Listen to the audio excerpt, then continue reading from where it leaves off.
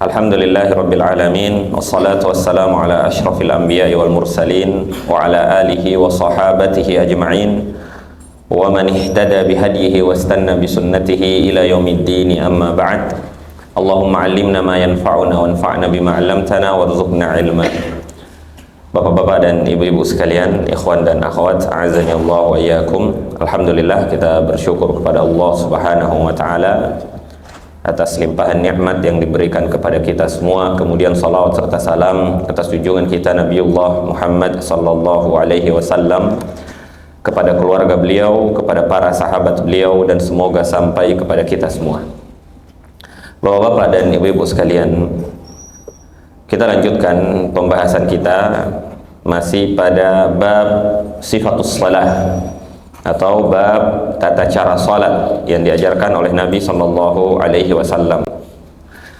Dan pada siang hari ini kita akan masuk pada pembahasan surah Al-Fatihah, kemudian perbuatan-perbuatan serta bacaan-bacaan salat setelahnya. Sebelumnya kita telah menyebutkan beberapa bagian dari sifat salat yang dinukilkan oleh para ulama dari hadis-hadis Nabi Sallallahu Alaihi Wasallam, dari para sahabat Nabi Sallallahu Alaihi Wasallam. Kemudian dari dalil-dalil tersebut mereka menyimpulkan suatu bentuk dari tata cara salat Nabi Sallallahu Alaihi Wasallam.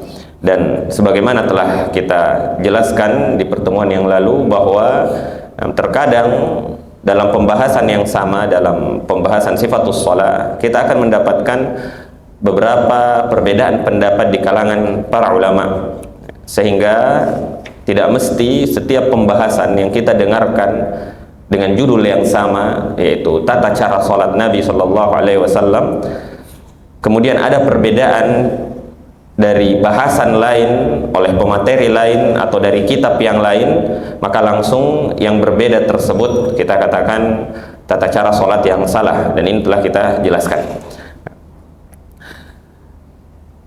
Ikhwan dan akhwat sekalian, bapak-bapak dan ibu-ibu yang dimuliakan oleh Allah Subhanahu wa taala, seseorang ketika dia hendak melaksanakan salat, kemudian dia telah memenuhi seluruh syarat-syarat salat, dia menutup auratnya, kemudian dia menghadap ke arah kiblat, lalu dia berniat di dalam hatinya tentang salat apa yang akan dia kerjakan dan sebagai apa dia, apakah sebagai imam ataupun sebagai makmum.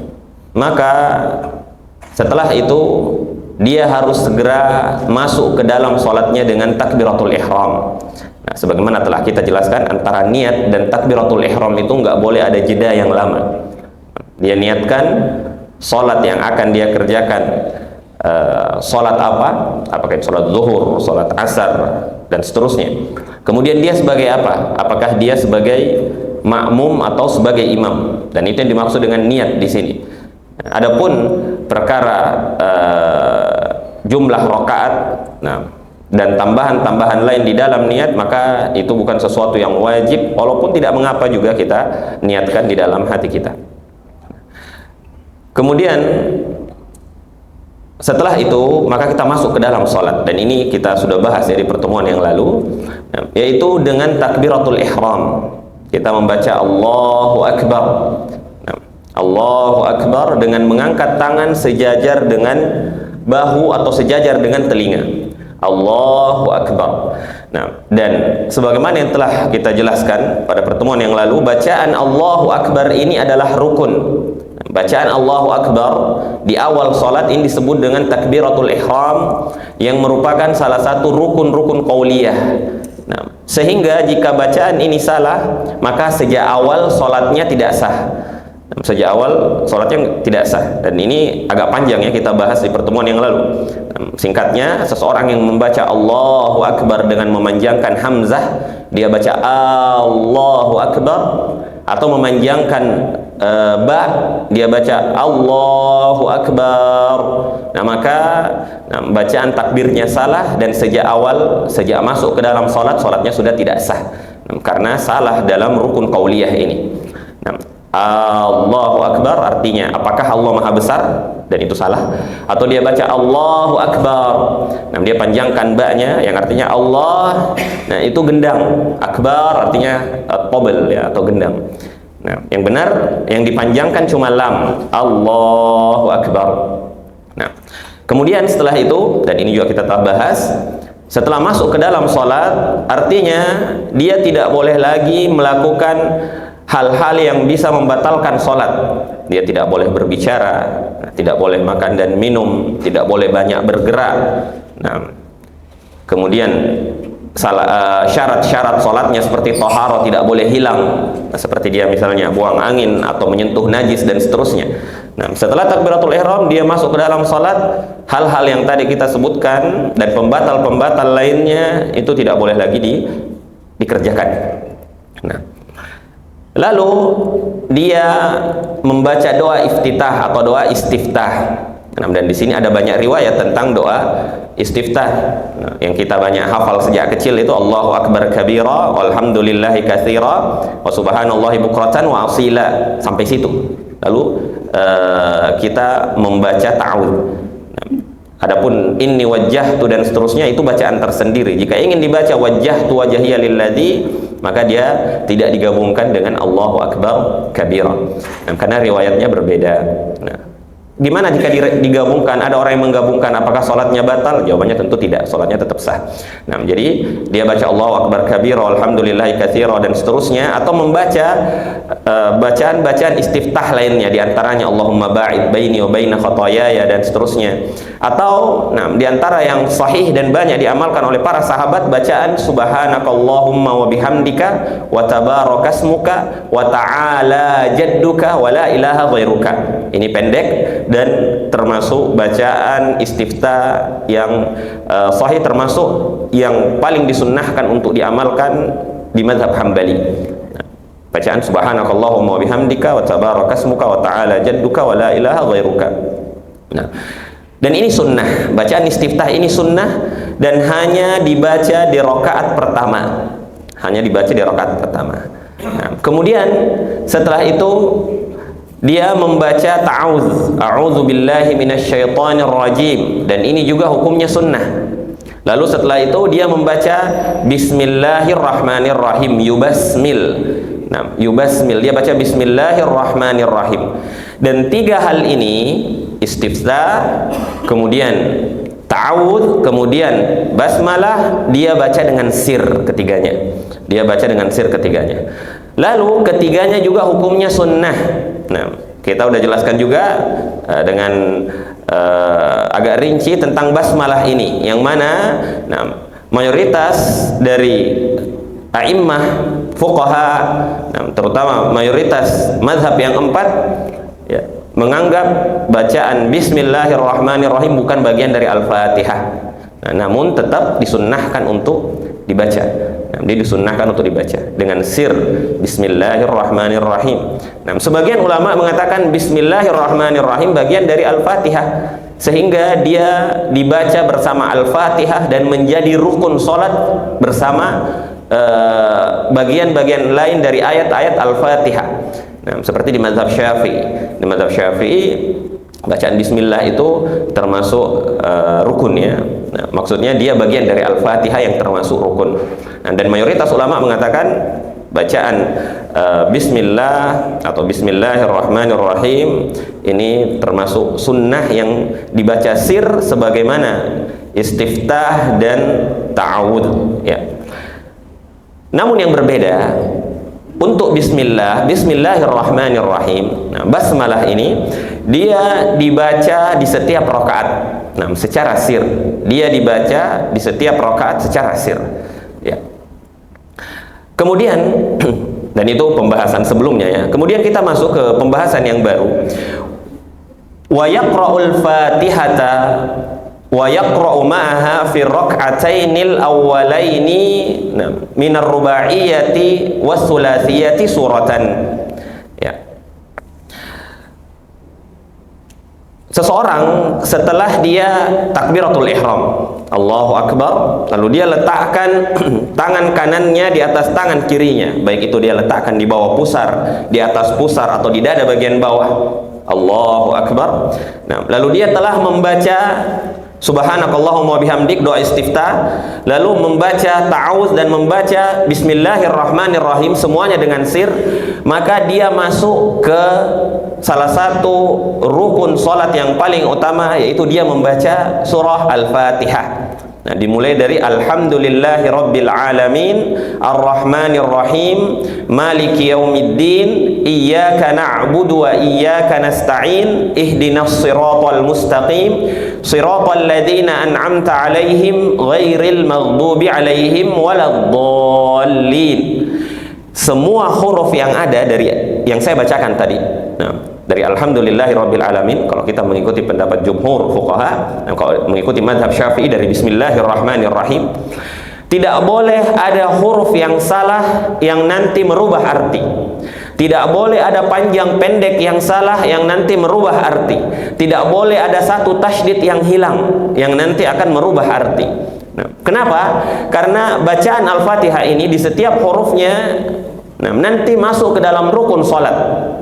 Seseorang yang membaca, misalnya dia baca, Iyyaka na'budu wa iyyaka nasta'in, dia nggak baca tasydid di Iyyaka na'budu, maka sholatnya batal, sholatnya nggak sah, kecuali dia mengulang, dia ulang, dia salah, lalu dia mengulang bacaan tersebut, dia sadar bahwasanya oh tadi nggak ada tasydidnya, atau diingatkan oleh makmum jika misalnya sholat berjamaah, lalu dia ulang Iyyaka na'budu wa iyyaka nasta'in, maka pada saat itu sholatnya sah. Dan ini dibahas oleh para ulama bahkan di kitab-kitab kecil fikih, menunjukkan pentingnya perkara ini. Bacaan Al-Fatihah yang salah satu hurufnya salah dan merubah makna dengan lahnul jali, kesalahan yang besar, maka mengakibatkan tidak sahnya salat. Mengakibatkan tidak sahnya salat. Jika itu adalah salat berjamaah, maka mayoritas ulama mengatakan batal salat imam dan batal salat makmum, kecuali makmum meniatkan mufaraqah, dia tahu bacaan imam salah lalu dia niat berpisah dengan imam, akhirnya dia salat sendirian. Nah, sebagian ulama mengatakan imam menanggung sendiri kesalahannya. Namun di mazhab Syafi'i, di mazhab Hambali, dan banyak penjelasan para ulama menyebutkan batalnya salat imam karena kesalahan Al-Fatihah mengakibatkan batalnya sholat makmum, karena Al-Fatihah itu rukun sholat, sebagaimana ruku yang merupakan rukun sholat. Imam yang nggak ruku, walaupun makmum ruku, semuanya nanti batal sholatnya. Atau imam, kecuali dengan niat mufaraqah tadi, makmum niat berpisah dengan imamnya dalam sholatnya, karena dia tahu ternyata bacaan Al-Fatihah imam ini bermasalah. Atau setelah sholat dia mengulang sholatnya. Ya. Jadi Al-Fatihah ini bukan perkara kecil ya, bukan perkara kecil. Dalam sholat dia rukun qauliyah kedua setelah takbiratul ihram. Dan sekali lagi, hilang tasydid saja itu bisa mempengaruhi keabsahan sholat. Atau dia misalnya memanjangkan yang tidak panjang, atau memendekkan yang seharusnya panjang, kecuali karena beda qiraah, kayak Maliki Yaumiddin. Dia baca Maliki Yaumiddin, harusnya Maliki Yaumiddin, dia baca Maliki Yaumiddin karena qiraah yang berbeda, maka itu nggak masalah. Itu nggak masalah. Namun lahnul jali pada surah Al-Fatihah, itu membatalkan sholat. Ya. Jadi dia baca surah Al-Fatihah, lalu setelah itu dia membaca bersama surah Al-Fatihah pada 2 rakaat al-ulayaini, 2 rakaat pertama dari sholat, baik itu sholat yang 2 rakaat saja atau 4 rakaat.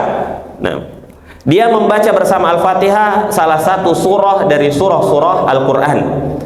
Dia membaca salah satu surah dari surah-surah Al-Quran, tentunya setelah dia membaca amin. Jadi dia baca Alhamdulillahi Rabbil Alamin dan seterusnya, dan waladdallin,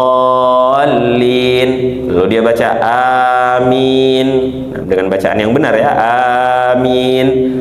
Lalu dia diam sejenak, kemudian Nah, setelah itu dia membaca salah satu surah dari surah-surah Al-Quran, baik itu surah yang panjang atau sebagian ayat dari ayat-ayat Al-Quran, atau dia membaca surah yang pendek. Nah, dia membaca surah yang pendek, dan ini hanya dibaca di 2 rakaat pertama. Nah, jadi misalnya sholatnya 4 rakaat, dia baca surah pendek hanya di rakaat 1 dan rakaat kedua. Rakaat ketiga nggak baca surah pendek lagi. Rakaat keempat nggak baca surah pendek lagi.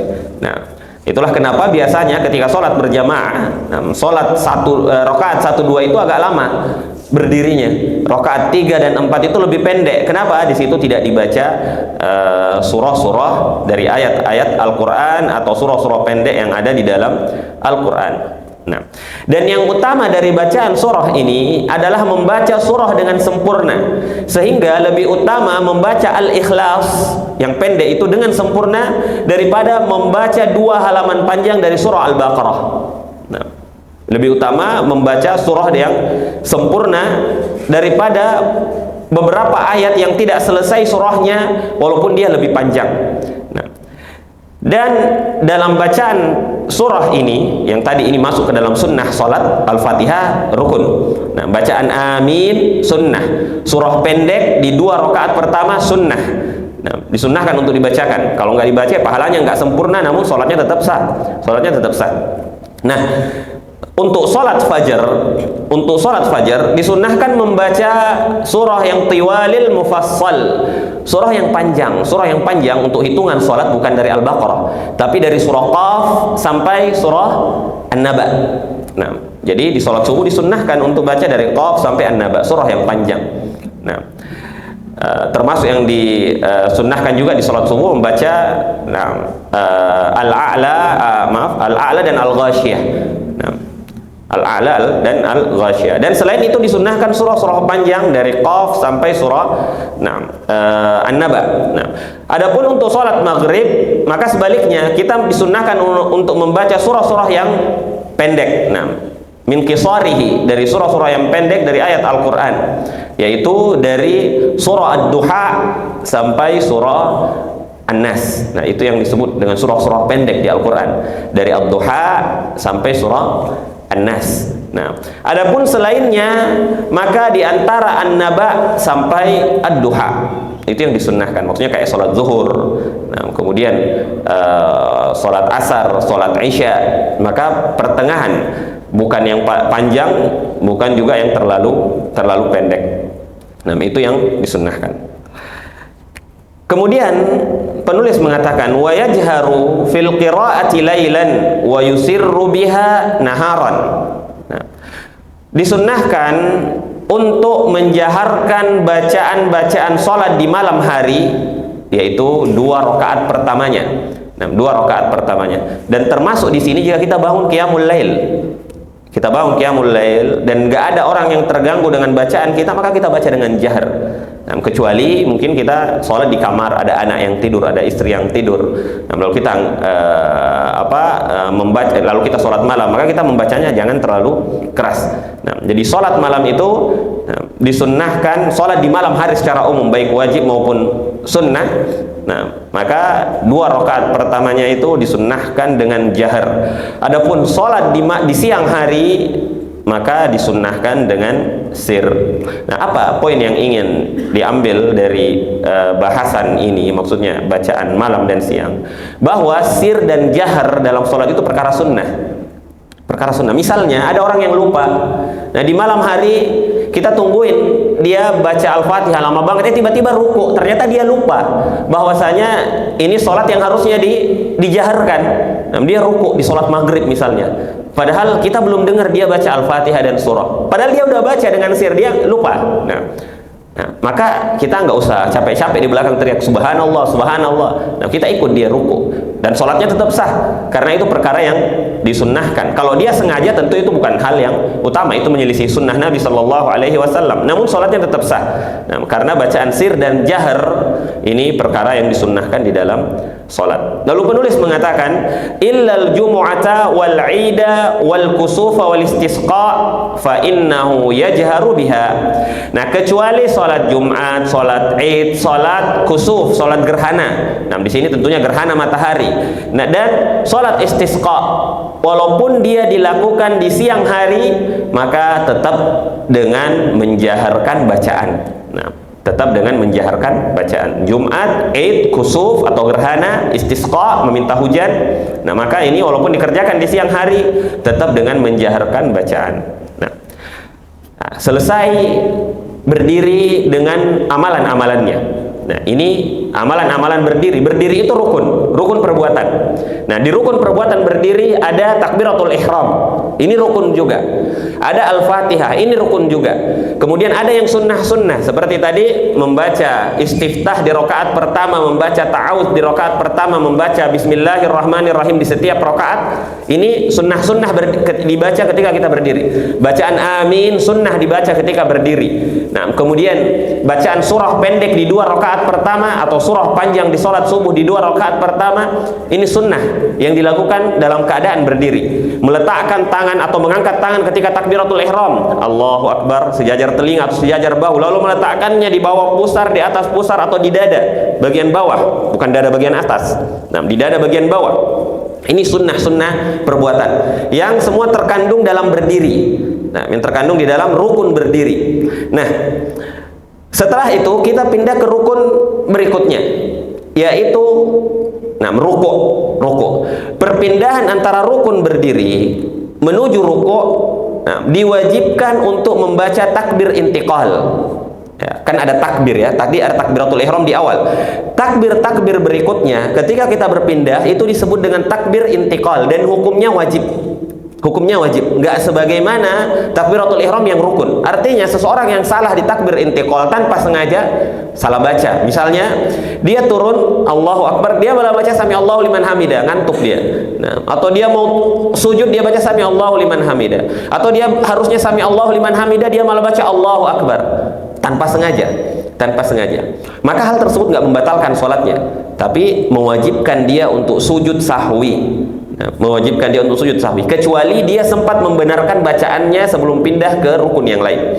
Nah, misalnya dia mau naik, dia baca sami Allahu liman hamidah, dia tersadar lalu baca Allahu Akbar, maka itu nggak wajib sujud sahwi.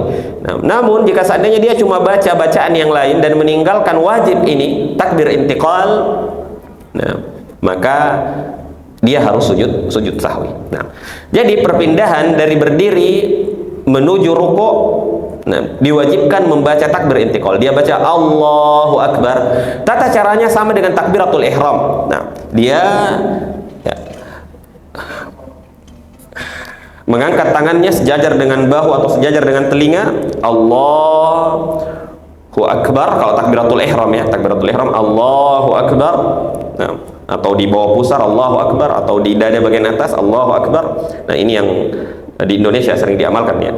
Nah, setelah selesai semua bacaan dan perbuatan sholat saat berdiri, maka dia berpindah ke ruku'. Nah, saat berpindah ke ruku', dia juga mengangkat tangannya sebagaimana ketika takbiratul ihram, dan dia membaca takbir intiqal ini ketika bergerak ruku', bukan saat berdiri, bukan Allahu Akbar lalu turun, atau turun dulu lalu Allahu Akbar, tapi dia membacanya ketika bergerak. Jadi diangkat tangannya Allahu Akbar. Nah, dia bergerak Allahu Akbar. Nah, bacaan ini disebut takbir intiqal dan hukumnya wajib, dan dia dibaca ketika proses bergerak. Nah, sebagian ulama tegas di sini, tegas dalam masalah takbir intiqal, yang mana mereka mengatakan takbir intiqal ini nggak sah kecuali dibaca ketika bergerak, sehingga orang yang membacanya dalam keadaan berdiri, maka dia membaca takbir intiqal bukan pada tempatnya. Nah, sebagian ulama tegas di situ. Nah, dan sebagian lain mengatakan nggak setegas itu. Yang pada intinya, di antara bentuk kehati-hatian seseorang membaca takbir intiqal bukan ketika dia sudah sempurna ruku, tapi ketika bergerak. Jadi Allah, dia sedekap tadi, nah lalu dia turun Allahu Akbar. Nah, ketika ruku, ya, Saya maju ke depan untuk mencontohkan. Ya. Jadi takbiratul ihram, Allahu Akbar. Nah, dia tundukkan pandangannya ke tempat sujud, dia lakukan semua bacaan dan gerakan salat, dia genggam pergelangan tangannya. Nah, di pertemuan yang lalu kita sebutkan termasuk yang keliru orang seperti ini ketika takbiratul ihram. Nah, setelah takbiratul ihram ini keliru. Dia genggam pergelangan tangannya.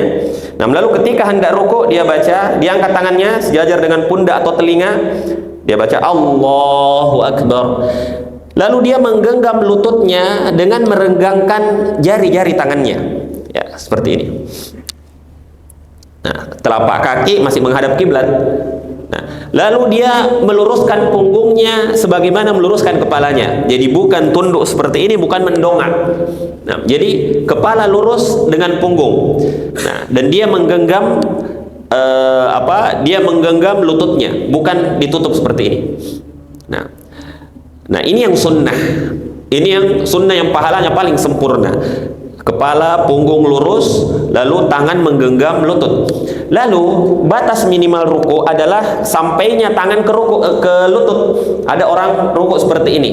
Nah, ini nggak mengikuti sunnah, namun telah sah rukunya karena tangannya telah sampai ke lututnya.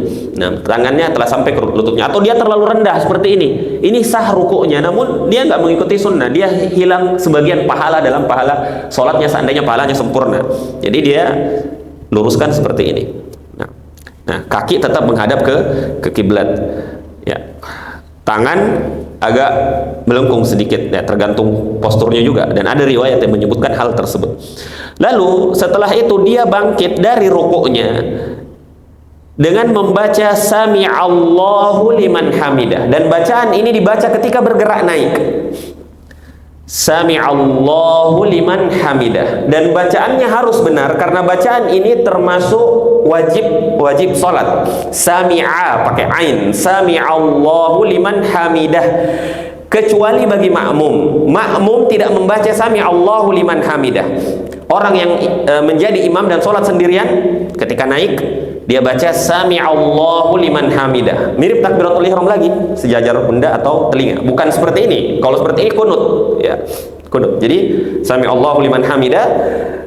Adapun makmum, ketika imam telah sempurna berdirinya, Sami Allahu liman hamidah, maka makmum naik dan membaca Rabbana walakal hamd, atau Rabbana lakal hamd, atau Allahumma Rabbana lakal hamd. Nah, jadi banyak bacaannya. Yang mana yang kita baca maka itu sah. Nah, lalu kapan imam dan seorang yang sholat sendirian membaca Rabbana lakal hamd? Mereka membacanya setelah berdiri sempurna. Berbeda dengan makmum. Tadi imam dan orang yang sholat sendirian seperti ini.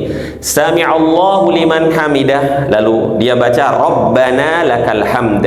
Disunnahkan bagi imam dan orang yang sholat sendirian untuk menambah mil as-samawati wa mil al-ardi wa mil ma syi'ta min syai'in ba'duh. Adapun makmum, maka dia nggak menambah dengan tambahan tersebut. Sebagian ulama mengatakan ya tetap ditambah juga, namun sebagian lain, dan ini yang kami pilih, bahwa makmum tidak menambah dengan mil as-samawati, itu ditanggung oleh imam. Jadi ada beberapa hal yang ditanggung imam, diantaranya Al-Fatihah itu ditanggung imam. Walaupun disunnahkan bagi makmum membaca Al-Fatihah, nah, namun yang ketika imam sudah membaca, maka tanggungan makmum sudah ditanggung. Artinya kalau imam sudah ruku, makmum nggak usah ngejar Al-Fatihah. Nah, dan ini yang tadi terlewat ya kita bahas. Jadi Al-Fatihah hukumnya rukun bagi imam dan orang yang sholat sendirian. Adapun bagi makmum dia sunnah. Nah, maaf tadi terlewat ya. Al-Fatihah hukumnya rukun bagi makmum, bagi imam dan orang yang sholat sendirian. Bagi makmum Al-Fatihah itu sunnah. Artinya dia usahakan baca. Namun ternyata imamnya udah ruku, dia telat, Allahu Akbar, dia nggak usah ngejar. Nah, kecuali bisa dikejar, dia udah mau selesai. Nah, lalu dia mau selesaikan, lalu dia ruku. Tapi misalnya imam udah ruku dan udah mau naik, dia langsung saja Allahu Akbar. Nah, dan tidak menyelesaikan Al-Fatihahnya, karena Al-Fatihah ditanggung oleh imam. Termasuk bacaan mil as-samawati wa mil al-ardi itu ditanggung oleh imam. Nah, setelah dia berdiri sempurna, ya, Sami Allahu liman hamidah, ya, dia letakkan tangannya kembali ke bawah atau dia sedekap kembali. Nah, ini dua riwayat di mazhab Hambali. Nah, dua riwayat di mazhab Hambali. Dua-duanya riwayat yang kuat. Jadi sami Allahu liman hamida atau sami Allahu liman hamida. Jadi jangan aneh kalau ada orang yang balikin lagi ke sini, nggak masalah. Nah, lalu setelah itu, setelah dia baca Rabbana lakal hamdu mil as-samawati mil ardi wa mil ma syi'ta min syai'in ba'du, jika dia imam atau orang yang salat sendirian, maka dia bergerak turun ke tempat sujudnya dengan membaca takbir intiqal lagi dalam proses bergerak turunnya. Jadi Allahu Akbar, bukan Allahu Akbar lalu turun. Jadi dia bergerak Allahu Akbar, dia dahulukan lututnya, kemudian tangannya, lalu kepalanya. Nah, ketika sujud ini, maka 7 anggota sujud harus bersujud, 2 lutut, 2 tangan. Nah, ini udah 4 ya. Nah, 2 lutut, 2 tangan, 2 ujung-ujung jari, 2 ujung-ujung jari kaki, dan kepala beserta hidung. Totalnya 7. Nah, kepala, di sini jidat beserta hidung. Semuanya harus rapat. Nah, sebagian orang dia sujud jidatnya aja, hidungnya nggak disentuhkan. Nah, dan itu keliru. Kemudian ada juga orang yang dia sujud telapak kakinya agak diangkat seperti ini sebelah, padahal keduanya harus rapat. Bukan seperti ini. Nah, jadi dia turun ke tempat sujud, Allahu Akbar. Dia mendahulukan lutut, lalu tangan, kemudian kepala. Dan dia tidak merapatkan lengannya ke tempat sujudnya, bukan seperti ini. Nah, ini perkara yang dibenci dalam sholat. Kemudian memang ada khilaf di kalangan para ulama, apakah lutut duluan atau tangan duluan. Nah, jumhur, mayoritas ulama menyebutkan lutut duluan, dan ada pembahasan bagus dijelaskan oleh Imam Ibnu Qayyim Al-Jauziyah tentang masalah lutut ini. Nah, lutut duluan, kemudian tangan, dan bahasannya panjang kalau kita mau bahas. Namun jumhur termasuk yang dikuatkan oleh penulis, banyak ulama bahwa lutut terlebih dahulu kemudian tangan. Nah, lalu dia sujud, dan ketika dia sujud, sebagaimana tadi ketika ruku, Allahu Akbar, dia baca subhana rabbiyal azim. Nah, jadi ruku subhana rabbiyal azim itu wajib ya. Ketika sujud dia baca juga tasbih kepada Allah, subhana rabbiyal a'la. Ya, bedanya tasbihnya yang pertama azim ketika ruku, subhana rabbiyal azim, adapun ketika sujud subhana rabbiyal a'la. Nah, gimana kalau ketukar? Dia ruku malah baca subhana rabbiyal a'la, dan sujud baca subhana rabbiyal azim. Kalau kejadiannya seperti itu, dia wajib sujud sahwi. Kenapa? Karena ini wajib sholat. Dia ninggalin wajib sholat di tempatnya. Dia nggak baca bacaan sujud di waktu sujud, malah dia baca di waktu ruku. Kecuali jika dia sadar lalu langsung merubah. Nah, dia sujud, dia baca subhana rabbiyal azim, lalu dia sadar, oh ini kan sujud. Lalu dia baca subhana rabbiyal a'la, subhana rabbiyal a'la, maka nggak perlu sujud sahwi. Itulah kenapa. Nah, ini yang sering dijelaskan bahwa makmum itu ketika mendapati imam sujud sahwi, maka ikut aja sujud sahwi. Nggak usah tadi salah apa ya. Kadang imam kesalahannya itu nggak terlihat. Di antaranya kesalahan bacaan, imam doang yang tahu dia salah. Nah, kadang imam doang yang tahu, oh saya salah, makmum nggak tahu. Makanya makmum ikut aja sujud sahwi. Makanya wajib bagi makmum mengikuti imam ketika dia sujud sahwi.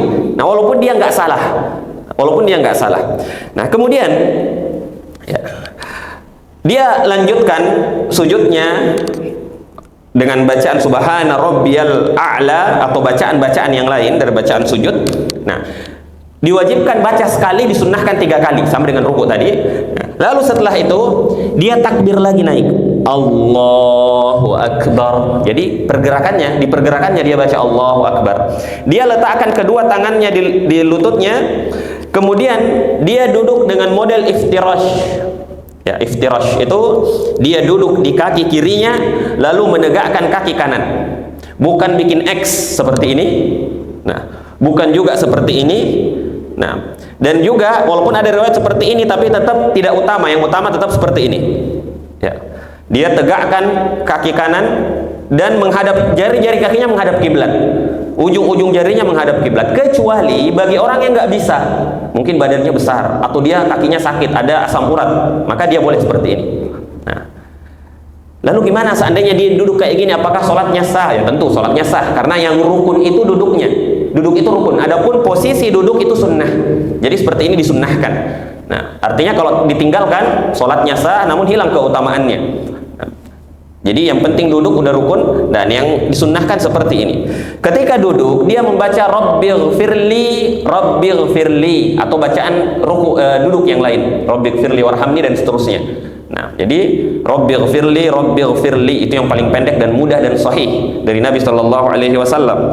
Nah, dalam posisi duduk seperti ini atau posisi duduk seperti ini dilakukan di setiap rakaat dan setiap tahiyat kecuali tahiyat akhir.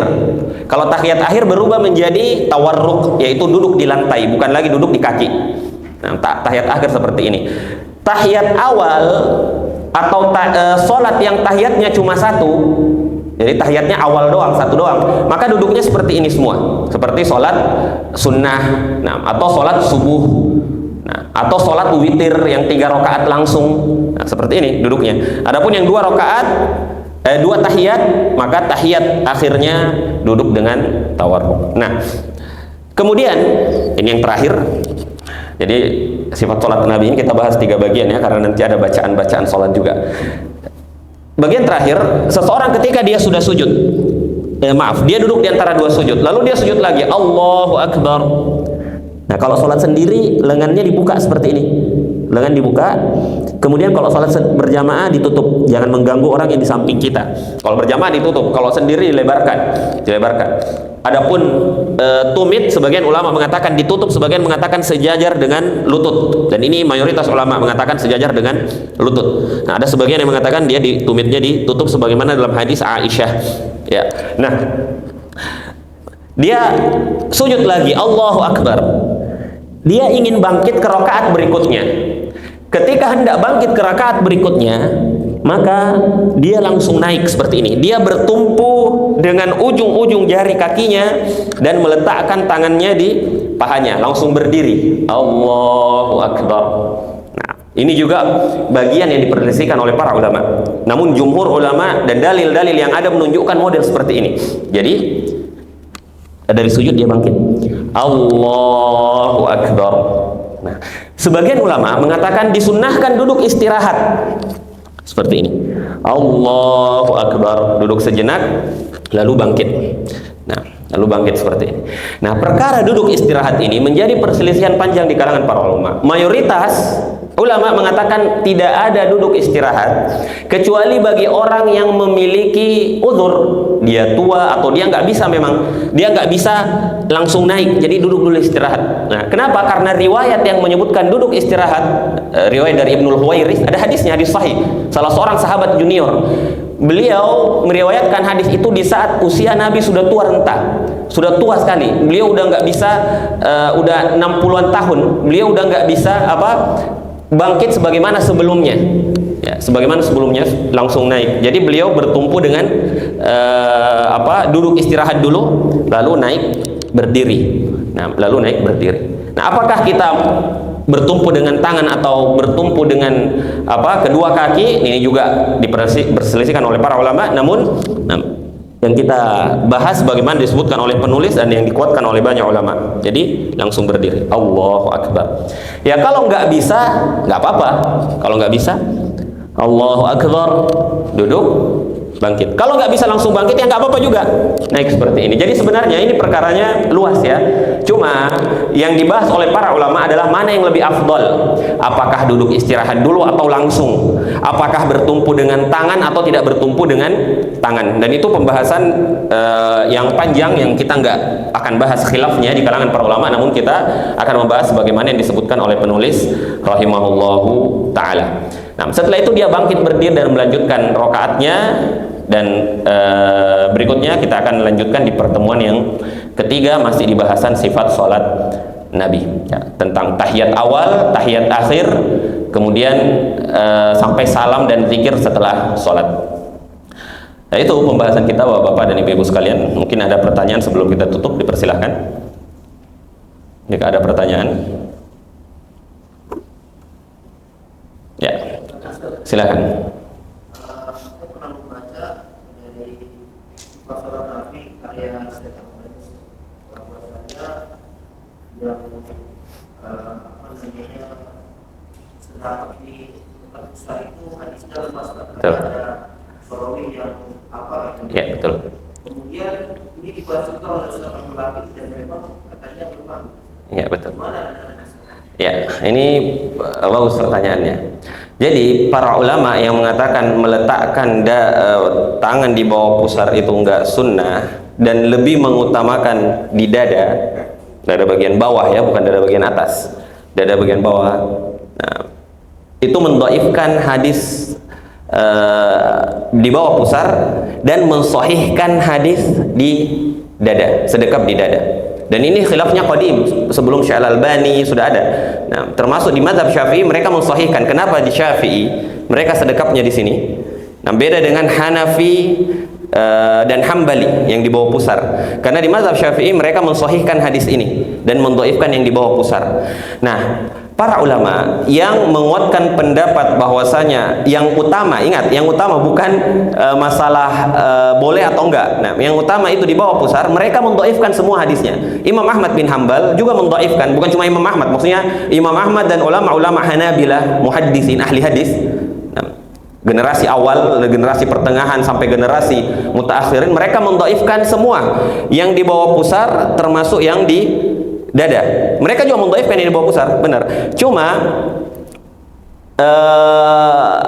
ada penguat-penguat lain yang menunjukkan bahwasanya yang mereka amalkan adalah sedekap di bawah pusar. Ada beberapa hal di antaranya tentang menggenggam pergelangan tangan, atau kalau Syekh yang dinukilkan oleh Abdurrahman bin Al-Qasim, Syekh Abdurrahman bin Al-Qasim yang mengumpulkan salah seorang ulama Saudi generasi awal ya, yang mengumpulkan majmu' fatwanya Syekhul Islam Ibnu Taimiyah, dalam hasyiahnya beliau mengatakan itu lebih menunjukkan ketundukan kepada Ar-Rahman. Jadi beliau mendhaifkan semua hadisnya.